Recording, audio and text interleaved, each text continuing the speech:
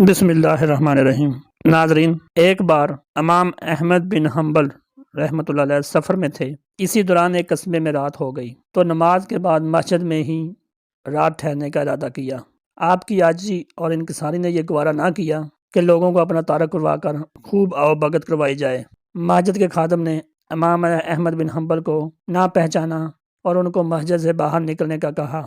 امام صاحب نے سوچا کہ مسجد کے دروازے پر ہی سو جاتا ہوں، لیکن خادم نے وہاں سے بھی کھینچ کر نکالنا چاہا۔ یہ تمام منظر ایک نان بھائی نے دیکھ لیا جو مسجد کے قریب ہی تھا۔ اس نان بھائی نے امام صاحب کو اپنے گھر رات ٹھہرنے کی پیشکش کر دی، جبکہ وہ امام صاحب کو جانتا بھی نہ تھا۔ امام صاحب جب اس کے گھر تشریف لے گئے تو دیکھا کہ نان بھائی کام کے دوران کثرت سے استغفار کر رہا ہے، یعنی کہ استغفر اللہ استغفر اللہ استغفر اللہ۔ امام احمد بن حنبل نے اس نان بھائی سے پوچھا کہ تمہیں اس قدر استغفار کرنے کا پھل بھی ملا ہے کہ نہیں، یعنی تمہیں کوئی فائدہ بھی ہوتا ہے کہ نہیں؟ نان بھائی نے جواب دیا کہ میں نے جو بھی مانگا اللہ سے، اللہ رب العزت نے مجھے وہ عطا کیا ہے۔ ہاں، بس ایک خواہش، ایک دعا باقی ہے کہ میری خواہش ہے کہ امام احمد بن حنبل سے میری ملاقات ہو جائے۔ بس یہ بات کرنی تھی کہ امام احمد بن حنبل رحمۃ اللہ علیہ اٹھے اور اس نان بھائی کو گلے سے لگا لیا اور فرمانے لگے کہ میں ہی امام احمد بن حنبل ہوں۔ اللہ نے نہ صرف تمہاری دعا قبول کی ہے بلکہ دیکھو کیسے کھینچ کر اللہ نے مجھے تم تک پہنچا دیا ہے۔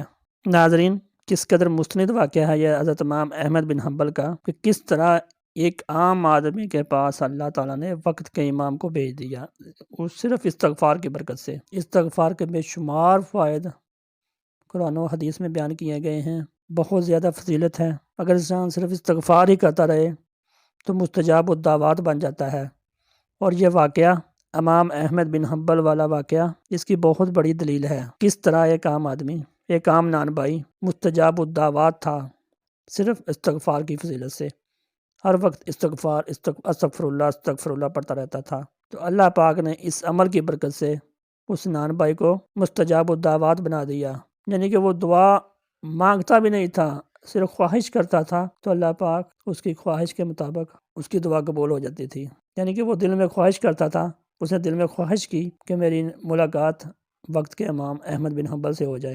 اس وقت امام احمد بن حنبل کا چرچا تھا، لوگوں سے سن رکھا تھا اس نان بھائی نے کہ وقت کے امام ہوئے ہیں امام احمد بن حنبل، جو بہت بڑے اللہ کے ولی اور عالم ہیں۔ تو ظاہری بات ہے، ہر انسان کا جو نیک انسان ہے، جن کا اس طرف لگاؤ ہوتا ہے، ان کی خواہش ہوتی ہے کہ نیک لوگوں سے، اللہ کے ولیوں سے، علماء کرام سے ملاقات رکھی جائے۔ اسی طرح اس نان بھائی کا بھی دل تھا کہ امام احمد بن حنبل رحمۃ اللہ علیہ سے ملاقات ہو، اس کی خواہش تھی۔ تو اللہ پاک نے کس طرح وقت کے امام، بہت بڑے امام کو ایک عام سے آدمی کے پاس، بالکل عام سے آدمی کے پاس بھیج دیا، اور بھیجا بھی کس طرح کہ کس طرح کھینچ کر بھیجا۔ تو ناظرین، اگر انسان صرف استغفار پڑھنے کو ہی اپنا معمول بنا لے بہت زیادہ کثرت کے ساتھ، تو اس کے فوائد ظاہر ہونا شروع ہو جائیں گے۔ ناظرین، کچھ کتابوں میں لکھا ہوا ہے کہ کوئی بھی ذکر اس وقت تک اثر نہیں کرتا جب تک اس کو کثرت کے ساتھ نہ کیا جائے، یعنی کہ اتنی تعداد میں کیا جائے کہ اس کی جو روحانی فوائد ہے نا، باطنی فوائد حاصل ہو جائیں۔ ہر ورد کی ناظرین ایک تعداد مقرر ہوتی ہے، جب انسان اس کو بہت زیادہ کرتا ہے، وہ تعداد پوری ہو جاتی ہے، تو پھر اس ورد کی، اس وظیفے کی جو موکلات ہوتے ہیں، جو فرشتے اس پہ مقرر ہوتے ہیں، وہ ظاہر ہونا شروع ہو جاتے ہیں۔ وہ جو ورد کرتا ہے وہ اس سے مانوس ہو جاتے ہیں اور اس کی مدد کے لیے ہم وقت تیار رہتے ہیں۔ شمس المعارف امام احمد بن علی بونی رحمۃ اللہ علیہ کتاب ہے، اس میں لکھا ہوا ہے کہ انسان صرف ایک دروازے کو پکڑ لے، سب رستے اس پہ کھل جائیں گے۔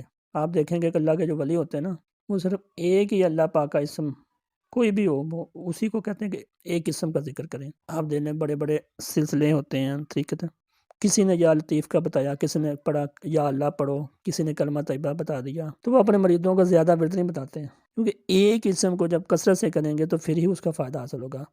کچھ اللہ کے ولی یا حیوب یا قیوم کا بتاتے ہیں، دوسرا کوئی ورد نہیں بتاتے۔ جب زیادہ وظیفے کریں تو اس میں یہ ہوتا ہے کہ انسان تھوڑے تھوڑے کرتا ہے وظیفے، ان کا اصل جو روحانی مقصد حاصل ہونا ہوتا ہے نا، وہ نہیں ہوتا۔ روحانی مقصد تب بھی حاصل ہوتا ہے جب بہت کثرت کے ساتھ ایک وظیفے کو کیا جائے۔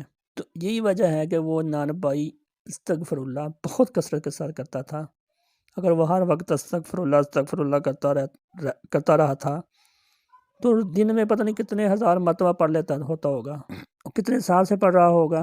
ظاہر اس نے کہیں سے سنا ہوگا کہ اس استغفار کی فضیلت کتنی ہے، تبھی وہ پڑھنے لگا، اور پھر ایسا وقت آیا کہ وہ اس کی دعائیں قبول ہونے لگ پڑی۔ بہت سارے لوگ استغفار کرتے ہیں، بہت تھوڑا کرتے ہیں، اسی وجہ سے اس کے فائدے مطلوبہ بہت زیادہ فائدہ حاصل نہیں ہوتے۔ لیکن اگر ہم کثرت کے ساتھ استغفار کریں تو یقیناً ہماری دعائیں بھی قبول ہوں، ہماری خواہشات، نیک خواہشات بھی پوری ہوں۔ تو اللہ پاک سے دعا ہے کہ اللہ پاک مجھے بھی اور آپ کو بھی کثرت کے ساتھ استغفار کرنے کی توفیق عطا فرمائے، آمین۔